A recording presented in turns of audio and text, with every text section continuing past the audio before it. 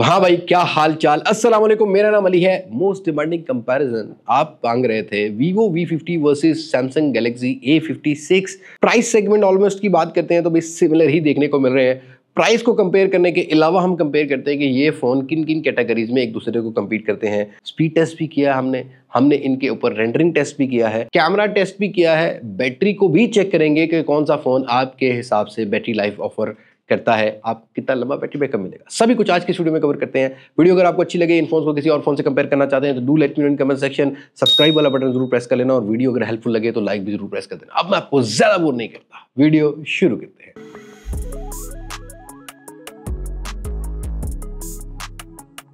अब देखो भी, अगर आप एक ऐसे पर्सन हो जिसको लुक के हिसाब से फोन लेना है तो दोनों ही फोन अलग अलग डिफरेंट पर्सपेक्टिव के हिसाब से आते हैं। वीवो के बैक साइड पर एक बड़ा सा चांद शेप में आपको एक लेआउट कैप्सूल भी कह सकते हो वो मिलता है। वीवो रियर से थोड़ा कर्व्ड है, जिससे इन हैंड फील थोड़े स्लिम फोन की आती है। फ्रंट पर भी क्वाड कर्व्ड है तो इन हैंड फील थोड़ा सा ना आपको ऐसा होगा कि मतलब स्लिम फील होने वाला है।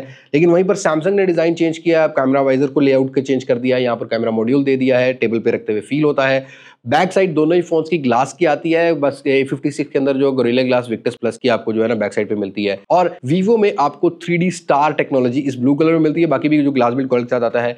सैमसंग का फ्रेम फ्लैट बॉडी प्रोफाइल के साथ एल्यूमिनियम एलॉय ग्रेड लेके आता है। यहाँ पर आपको एल्यूमिनियम वाला फ्रेम मिलता है।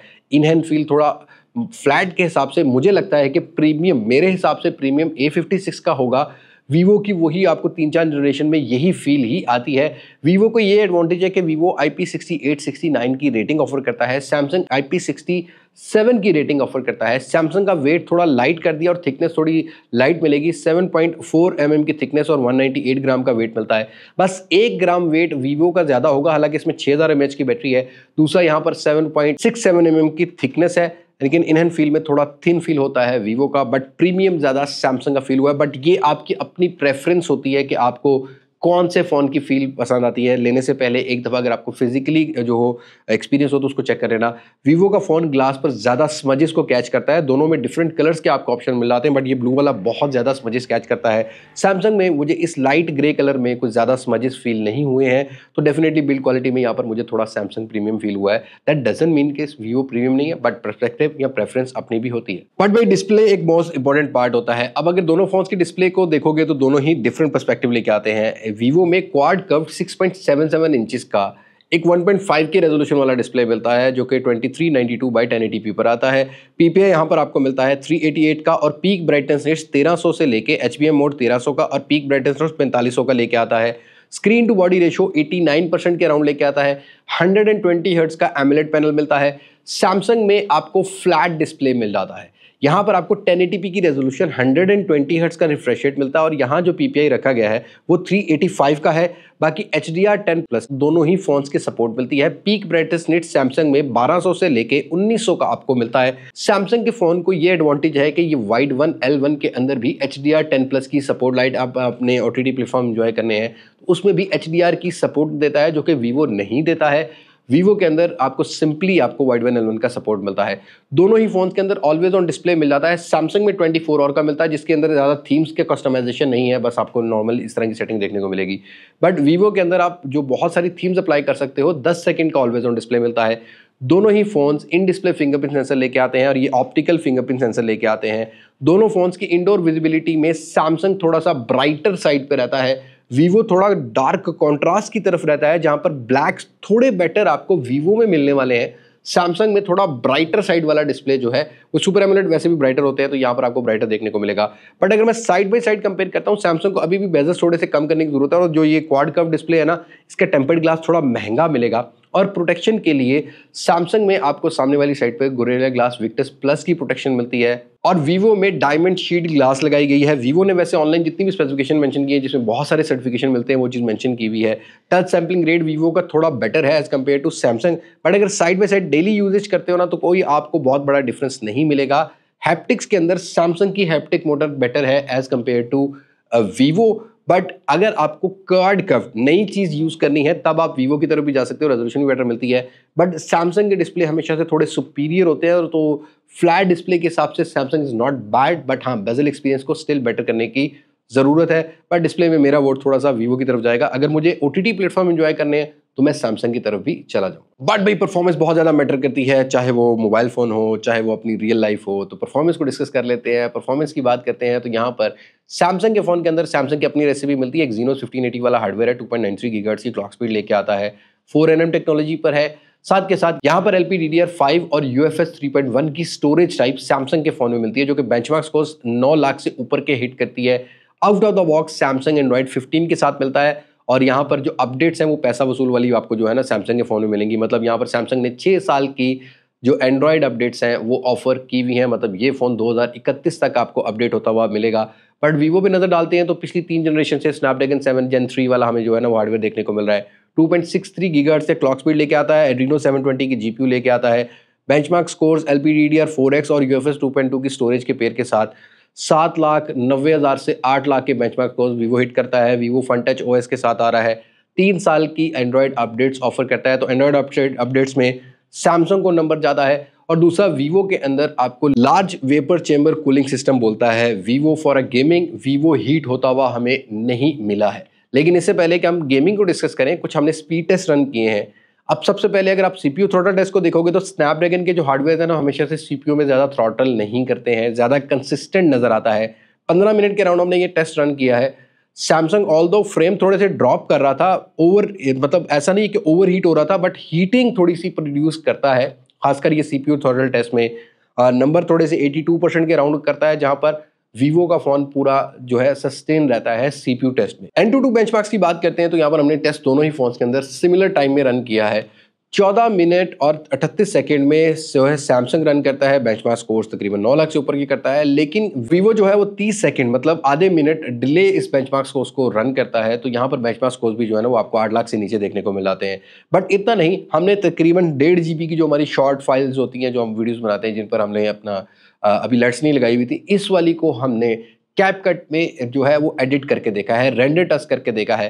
कैपकट के रेंडर टेस्ट में भी UFS 3.1 और LPDDR5 का एडवांटेज जाता है हमारे सैमसंग को, क्योंकि अगर कैपकट के इस टेस्ट को देखते हैं तो A56 ने 3 मिनट 22 सेकंड में लॉग फुटेज को जो है वो रेंडर किया है, और वहीं पर वीवो ने 5 मिनट 32 सेकंड लॉग फुटेज को रेंडर करने में लिया है।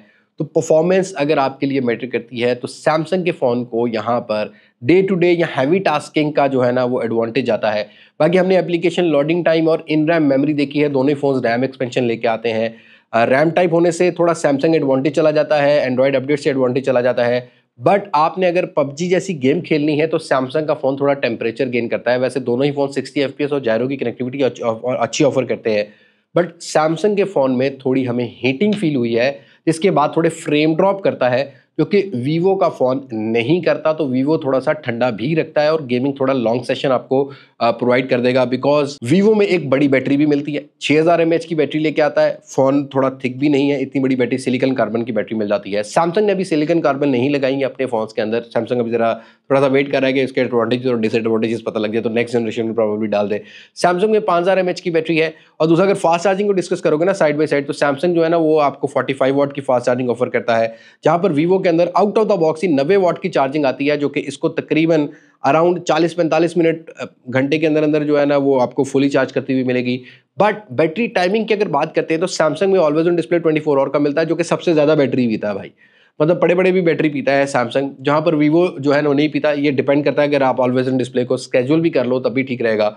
लेकिन सैमसंग की बैटरी टाइमिंग कंपैरेटिवली 1000 mAh से आपको कम मिलेगी। स्क्रीन ऑन टाइम सैमसंग ने हमें जो आइडियल स्क्रीन ऑन टाइम जो है ना वो अराउंड 5 घंटे का ऑफर किया है विद 70% ब्राइटनेस। लेकिन वीवो हमें स्क्रीन ऑन टाइम 6000 mAh के साथ 8 से 9 घंटे का ऑफर करता है, depending on your personal preference. दोनों ही फोन्स 5G कनेक्टिविटी के साथ आते हैं, आपको कंप्लीट बैंड्स मिल जाते हैं, थोड़ा सा एक्सिनोस में ज़्यादा बैंड्स मिल जाते हैं। 4G प्लस की सपोर्ट लेके आते हैं, VoLTE की सपोर्ट आपको देखने को मिल जाएगी। बट कॉल रिकॉर्डिंग डायलर दोनों ही फोन्स के अंदर नहीं मिलता। NFC टैप टू पे वाली ऑप्शन दोनों ही फोन्स के अंदर आपको मिल जाती है। अब इससे पहले कि कुछ कैमरा की बात की जाए, AI फीचर्स की बात करते हैं तो दोनों ही फोन्स के अंदर लेटेस्ट AI फीचर मिल जाते हैं। वैसे सैमसंग को एक्सक्लूसिविटी जाती है कि Google Gemini circle to search वाले फीचर जो है सैमसंग ने इंट्रोड्यूस करवाए थे, बट आपको अब वीवो में भी ये सपोर्ट मिल जाती है गूगल जेमिनी की।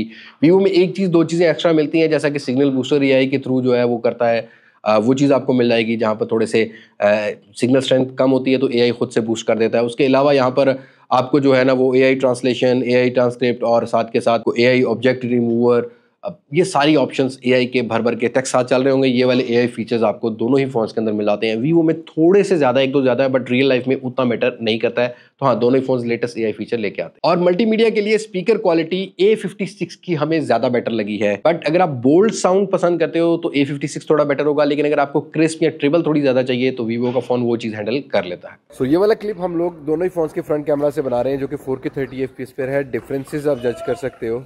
वीवो में एडवांटेज ये है कि आप इसको थोड़ा सा वाइड एंगल पे भी लेके जा सकते हो और जूम भी कर सकते हो।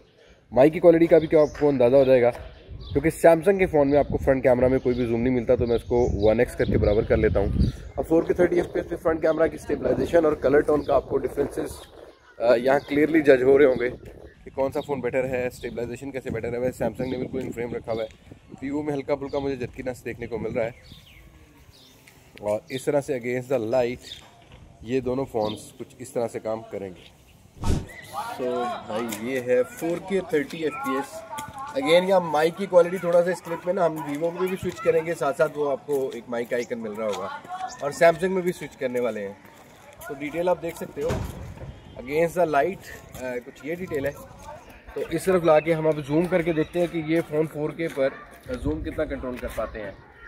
तो दोनों फ़ोन से हम जूम करते हैं। वैसे डिजिटल जूम है तो आपको 8x to 10x तक का जूम का सपोर्ट मिल जाता है, कोई ऑप्टिकल जूम नहीं मिलता दोनों में। बट जूम एक तरह का करके आप यहाँ ये आइडिया ले सकते हैं कि लेट सपोज अगर आपने डे लाइट में कोई जूम वाली वीडियो बनानी है तो दोनों फोन्स कैसा काम करते हैं कैसा नहीं। तो ये इनके फ्रंट कैमरा और बैक कैमरा से क्लिप बनाए हुए थे। अगर स्पेसिफिकेशन को आप कंपेयर करोगे तो वीवो को ये एडवांटेज है कि फ्रंट और बैक में 50-50 मेगापिक्सल के सेंसर लेके आता है, बट सैमसंग फ्रंट साइड पर 12 मेगापिक्सल सेंसर लेके आता है, बैक साइड पे 50 मेगापिक्सल ऑप्टिकल इमेज स्टेबलाइजेशन और अल्ट्रा वाइड सेंसर सैमसंग में जो है वो आपको 12 मेगापिक्सल का मिलता है। 5 मेगापिक्सल का मैक्रो सेंसर मिल जाता है। मैक्रो शॉट से आप फोटो सैमसंग से थोड़ी बेटर ले सकते हो, लेकिन अगर आप वीडियोस को कंपेयर करोगे, अब फ्रंट कैमरा में सैमसंग थोड़ा क्रॉप सेंसर था, वीवो को ये एडवांटेज है कि जूम भी कर सकते हो, वाइड एंगल भी जा सकते हो, व्लॉग भी बना सकते हो। जो कलर टोन है सैमसंग की फ्लैट थी, बट स्टेबलाइजेशन ज्यादा बेटर थी। अब इसमें क्रॉप सेंसर को ये एडवांटेज आता है। बेसिकली एक फ्रेम को क्रॉप कर दो ना तो आप वीवो की वीडियो को भी जूम कर दोगे तो ज़्यादा स्टेबलाइजेशन डिस्टॉर्ट नहीं करेगी, बट डेफिनेटली यहाँ पर जो है ना वो ऑप्शंस का फर्क है। Colour Vivo boosted colour offer करता है, जो कि आज के टाइम में रेडी टू अपलोड वाले होते हैं। शर्ट का कलर देखोगे तो सैमसंग काफ़ी ज़्यादा फ्लैट वाली साइड पे था। दोनों ही फोन फ्रंट साइड से 4K 30 FPS मैक्सिमम ऑफर करते हैं। वीवो के फोन को ये भी एडवांटेज है कि 1080p 60 FPS भी बनाता है, जो कि सैमसंग का फोन नहीं बनाता है। तो depending on your personal preference, flat वाली साइड पे जाना है फ्रंट कैमरा में वीडियोस में तो भाई सैमसंग, स्टेबल चाहिए तो सैमसंग, थोड़ा वाइड एंगल चाहिए, हाथ को थोड़ा स्टेबल रख सकते हो तो वीवो की जो कलर प्रोडक्शन है वो आई प्लीजिंग है। और बूस्टेड कलर मतलब ग्रीन, या अगर आप देखोगे बैक साइड पे थोड़ा बूस्टेड था। HDR थोड़ा मुझे सैमसंग का बेटर लगा है। और फोटोज के अंदर भी अगर आप देखोगे, अब फोटोज के अंदर भी वीवो में आपको डिफरेंट फोकल लेंथ मिल जाती हैं। 0.8x से आप 2x 3x तक ले सकते हो, लेकिन सैमसंग में आपको 2 फोकल लेंथ मिलती है। बट फोटोज में अगर हम साइड बाई साइड कंपेयर करते हैं तो यही सिनेरियो फोटोज में भी फॉलो अप हुआ है। फ्रंट कैमरा में वीवो थोड़े कलर बूस्टेड ऑफर करता है, एज डिटेक्शन वीवो का अच्छा है, वीवो में थोड़े से फिल्टर भी मिल जाते हैं कंपैरेटिवली। सैमसंग में आपको बाद में अगर कलर ग्रेड करना है तो आप बेटर, आपको स्पेस मिल जाती है कलर एडिट करने की, क्योंकि फ्लैट है तो थोड़ा सा एक्सपोजर फ्लैट है, आप इसमें मजीद कलर डाल सकते हो लेकिन बाद में, और वो चीज़ आपको। और दूसरा एक चीज़ हमने ये नोटिस किया कि सैमसंग में जो अपर्चर सेट करने का ऑप्शन है ना वो 1, 2, 3 का है। इसमें कोई 2.5 नहीं है, 2.8 नहीं है, जो कि वीवो के फ़ोन में मिल जाता है। ये एडवांटेज वीवो के फ़ोन को जाता है। इंडोर लाइट्स में अगर हम फ्रंट कैमरा में देखते हैं, आर्टिफिशियल लाइट्स में देखते हैं, अभी फ्रंट कैमरा 4K 30 FPS का क्लिप है, इंटर होते हुए मैंने अपने स्टूडियो में ये वीडियो बनाई है। जो कलर रिप्रोडक्शन है फ्रंट कैमरा में वो वीवो की मुझे एज कम्पेयर टू सैमसंग थोड़ी बेटर लगी है, लेकिन ऐसा नहीं है कि आपको बेटर ना लगे। स्टेबलाइजेशन सैमसंग के फ़ोन में फ्रंट कैमरा में बेटर है। इस तरीके से रियर कैमरा, पहले अल्ट्रा वाइड सेंसर को डील कर लेते हैं। अल्ट्रा वाइड सेंसर में 50 मेगापिक्सल से 4K 30 FPS की वीडियो आप दोनों ही फोन से खैर हैंडल कर सकते हो, लेकिन 50 मेगापिक्सल वीवो का अल्ट्रा वाइड सेंसर में कलर को ज़्यादा अच्छा प्रोड्यूस कर रहा है। और वाइड एंगल 122 डिग्री के अराउंड जो है ना थोड़ा वाइड एंगल है सैमसंग, लेकिन फ्लैट वाली साइड पर, और यहाँ उतनी स्टेबलाइजेशन नहीं है जितनी वीवो के फ़ोन में। वीवो में क्वालिटी थोड़ी वाइड एंगल में बेटर मिली है। वाइड एंगल की फोटोज़ को देखोगे तो यहाँ पर सॉफ्ट डिटेल है सैमसंग में, जहाँ पर शार्प डिटेल हमें हाईलाइट्स और शेडोज बेटर देखने को मिलेंगी वीवो में। मेन सेंसर पे आ जाते हैं। मेन सेंसर की वीडियो में बिल्कुल ऑपोजिट हुआ फ्रंट कैमरा से। आउटडोर लाइट्स में अगर आप देखोगे तो सैमसंग परफॉर्म ज़्यादा बेटर करता है रियर कैमरा से। वीवो ने कलर्स को थोड़ा डिस्टॉर्ट कर दिया। 1080p 30 FPS पर भी स्टेबलाइजेशन मोड हालांकि मिलता है जो हमने ऑन किया हुआ है। ऑप्टिकल में स्टेबलाइजेशन प्रॉपर काम करती हुई नहीं है, जर्कीनेस है हल्की फुल्की फ्रेम में, और वहीं पर सैमसंग ने स्टेबलाइज रखा। इसी तरीके से 1080p 60 FPS को भी हमने देखा है तो सैमसंग रियर साइड से कलर्स को ज़्यादा अच्छा बैलेंस कर रहा था as compare to Vivo. Vivo थोड़ा सा ना चेहरे पर डिस्टॉर्शन या शार्पनेस ज़्यादा करने के चक्कर में थोड़ा एक्सपोजर में भी स्ट्रगल करता हुआ नजर आया। और 4K 30 FPS में भी आपने, मैंने क्लिप जो आपको स्टार्ट में दिखाया उसमें आपने जज कर लिया होगा कि सैमसंग थोड़ा बेटर काम करता है 4K 30 FPS में। और अनफॉर्चुनेट 1.5 लाख रुपये में ये दोनों फोन आते हैं, मतलब 1,20,000 से 25,000 से 1.5 लाख, डिपेंडिंग ऑन वेरिएंट कौन सा ले रहे हैं। लेकिन मुझे लगता है कि 4K 60 FPS होनी चाहिए थी और स्टेबलाइजेशन ज़्यादा बेटर होनी चाहिए। ऑल दो सैमसंग में सुपर स्टडी मोड मिलता है जो 1080p 30 FPS पे काम करता है, मैंने उसको बिल्कुल भी नहीं चेक किया है। ऑल ओवर सारे विदाउट स्टेबलाइजेशन मैंने वीडियोस बनाई है, तो सैमसंग का ऑप्टिकल इमेज स्टेबलाइजेशन या stabilisation is far better than Vivo, but depending on your personal preference back camera में वीडियो सैमसंग की बेटर है। इस तरीके से सैमसंग के अंदर 720p 120 फ्रेम पर सेकंड में स्लो मोशन है जो कि डिसएडवांटेज है, फ्रंट पे भी ऐसे बनाता है। वीवो में आप 120 फ्रेम पर सेकंड 1080p पर भी स्लो मोशन रिकॉर्ड कर सकते हो और 240 फ्रेम पर सेकंड 720p पर भी स्लो मोशन रिकॉर्ड कर सकते हो। ये भी मुझे वीवो में एडवांटेज नजर आता है। लेकिन मैं फिर कहूंगा यहाँ 960 फ्रेम पर सेकंड नहीं है, यहाँ पर और फ्रेम नहीं मिलते, 1080p पर 240 फ्रेम पर सेकंड मिलना चाहिए ताकि बेटर स्लो मोशंस को रिकॉर्ड करके लोग अपलोड करना मुनासिब समझे। अब बैक कैमरा की कुछ फोटोज की बात करते हैं। क्लोजअप शॉट्स में वीवो अगेन यहाँ पर थोड़ा सा बूस्टअप कलर रखता है, यहाँ वीवो की कैटेगरी थोड़ी बेटर थी। लेकिन डेप्थ ऑफ फील्ड और बाकी चीजें देखोगे तो सैमसंग थोड़ा बेटर था। अगर नॉर्मल ह्यूमन पिक्चर्स की बात करते हैं फोटो मोड से, यहाँ पर दोनों फोन्स जूम अच्छा प्रोवाइड कर देते हैं, 3 फोकल लेंस तो नॉर्मली मिल जाती हैं। सैमसंग के अंदर जब आप 3x जूम करते हो तो नेचुरल बुके मिलता है जो कि बेटर लगता है एज कम्पेयर टू वीवो के नॉन पोर्ट्रेट फोटोज हैं। तो यहाँ पर सैमसंग को इन पिक्चर्स में एडवांटेज जाता है। वाइड एंगल ऑल्दो सॉफ्ट है जैसा मैंने पहले बताया आपको, लेकिन मेन सेंसर से थोड़ा फ्लैट कलर है सैमसंग के। जो वीवो है उसके जो चेहरे के कलर हैं वो अच्छे तरीके से ये बैलेंस करता है, थोड़ी सी सेचुरेशन डाल देता है, कलर्स को थोड़ा बूस्ट करके आई प्लेजिंग रेडी टू अपलोड वाली फोटोज ऑफर कर देता है। अब वीवो के अंदर पोर्ट्रेट्स के अंदर 3 फोकल लेंथ है, जैसा कि आपको 23 mm मिलती है, 35 mm मिलती है, 50 mm मिलती है। सैमसंग में 23, 24 mm से लेके बस 23 है 24 है, क्योंकि यहाँ पर फोकल लेंथ मेंशन नहीं होती सैमसंग की वाटरमैक में। लेकिन दूसरी जो फोकल लेंथ है वो वीवो के 50 mm तक की फोकल लेंथ मिलती है। तो सैमसंग में 35 mm का फोकल लेंथ आपको पोर्ट्रेट में नहीं मिलेगा। But side by side compare करोगे तो पोर्ट्रेट्स में जब 50 mm वाली बात आती है तो अच्छी पिक्चर्स मेरे हिसाब से स्किन को थोड़ा सॉफ्ट जरूर करता है, लेकिन बाद में एडिट करने की जरूरत नहीं है। तो नेचुरल यहाँ भी सैमसंग रहा, वीवो ने कलर्स को थोड़ा सा बैलेंस करके बूस्ट किया, शार्पनेस डाल दी, कॉन्ट्रास्ट डाल दिया, हाईलाइट्स को बैलेंस कर दिया, तो ऑटोमेटिकली वीवो ने पोस्ट प्रोसेस में ज़्यादा बेटर काम कर दिया। यहाँ पर वीवो की जो फोटो है ना वो आई प्लेजिंग लगेगी, रेडी टू अपलोड वाली लगेगी। लेकिन ये हर किसी की अपनी प्रेफरेंस होती है, किसी को बहुत ज़्यादा नेचुरल पसंद आता है तो वो सैमसंग का कैमरा ले सकता है, लेकिन अगर किसी को बूस्टेड कलर पसंद आते हैं तो वो वीवो की तरफ भी जा सकता है। इंडोर लाइट्स के अंदर हमने जो वीडियो रिकॉर्ड की है, जैसा कि हमारी आर्टिफिशियल लाइट्स होती हैं स्टूडियो की, इसमें सैमसंग का कैमरा हमें बेटर काम करता हुआ मिला है एज कम्पेयर टू वीवो। और इंडोर लाइट्स के अंदर अगर फोटोज को भी कंपेयर करोगे तो वीवो जब जूम करता है पोर्ट्रेट में तब अच्छा रह जाता है, लेकिन वैसे जो है ना वो सैमसंग नेचुरल रखता है। तो depending on your personal preference. और वीवो में आपको जाइस के फिल्टर भी मिल जाते हैं, जाइस ऑप्टिक्स भी मिल जाती हैं। फोटोज के लिए आप बायोटार, सोनार, इस तरह के फिल्टर्स भी चेक कर सकते हो। वीवो के फोन में आपको थोड़ा डिफरेंट बुक इफेक्ट मिल जाता है। समअप करते हैं कैमरा को, वीडियोस बैक कैमरा में सैमसंग की बेटर है, वीडियो स्टेबलाइजेशन लेनी है, नेचुरल लेनी है तो सैमसंग की बेटर है। थोड़ा सा फोटोज आपने बूस्टेड कलर वाली लेनी है या आपने फ्रंट कैमरा से व्लॉगिंग करनी है तो डेफिनेटली आपको वीवो में थोड़ा शेकी में जरूर मिलेगा, मतलब शेकी वाली वीडियो जरूर मिलेंगी, बट आप वीवो की तरफ भी जा सकते हो। मुझे एक चूज करना हो फोटोज के हिसाब से मैं वीवो चूज करूंगा, बट वीडियोस के हिसाब से यहाँ पर सैमसंग को मैं चूज करने वाला हूँ। लेकिन अगेन दोनों कंपनीज को 4K 60 FPS देना चाहिए फ्रंट और बैक में, क्योंकि ये 1.5 लाख की बड़ी अमाउंट है और ये हार्डवेयर हैंडल कर सकते हैं ये चीज़, तो डेफिनेटली ये चीज़ होनी चाहिए। आप अपनी प्रेफरेंस कमेंट सेक्शन में जरूर शेयर कीजिएगा। तो ये था कंपैरिजन, सम अप कर लेते हैं सारे कंपैरिजन को। सैमसंग ने अच्छी इंप्रूवमेंट की है, परफॉर्मेंस लेनी है तो सैमसंग का फोन ले सकते हो, फ्लैट बॉडी प्रोफाइल लेनी है तो सैमसंग का फोन ले सकते हो, वीडियोस ज़्यादा रिकॉर्ड करनी है, फोटोज उतनी कैप्चर नहीं करनी है तो सैमसंग का फ़ोन ले सकते हो। लेकिन रेडी टू अपलोड वाली फोटोज़ लेनी है, बड़ी बैटरी लेनी है, फास्ट चार्जिंग लेनी है, थोड़ा 3D 4D मतलब आपको क्वाड कर्व डिस्प्ले चाहिए तो आप वीवो की तरफ भी जा सकते हो। IP रेटिंग अच्छी मिल जाती है तो आप वीवो की तरफ भी जा सकते हो। बट मैं अगर आज के विनर को कहूँगा तो मुझे सैमसंग थोड़ा बेटर लगा है as compare to Vivo. But that doesn't mean Vivo 1,25,000 में 12GB 256GB मिलता है, सैमसंग 8GB 256GB 1,32,33,000 में मिलता है। तो ये जस्टिफिकेशन आपने देखनी है। और सॉफ्टवेयर अपडेट सैमसंग में ज़्यादा है तो ये चीज़ आपने देखने के बाद लेनी है। और चार्जर भी आपको 5-7 हज़ार रुपये का सेपरेट लेना पड़ेगा, ये भी माइंड में आपने रखना है। मैंने अपनी प्रेफरेंस बता दी, आप अपनी प्रेफरेंस कमेंट सेक्शन में जरूर शेयर करना। बस बहुत ज़्यादा डिटेल में आपको कंपैरिजन दे दिया। नेक्स्ट कौन सा कंपैरिजन चाहिए ये भी कमेंट सेक्शन में बताना। बस आज की वीडियो में तो ये मुलाकात होगी नई वीडियो में किसी नई अनबॉक्सिंग, किसी नए रिव्यू, किसी नए कंपैरिजन के साथ। तब तक मुझे इजाजत, मैं हूं लिबास मासिक से, पाकिस्तान, अल्लाह हाफिज़।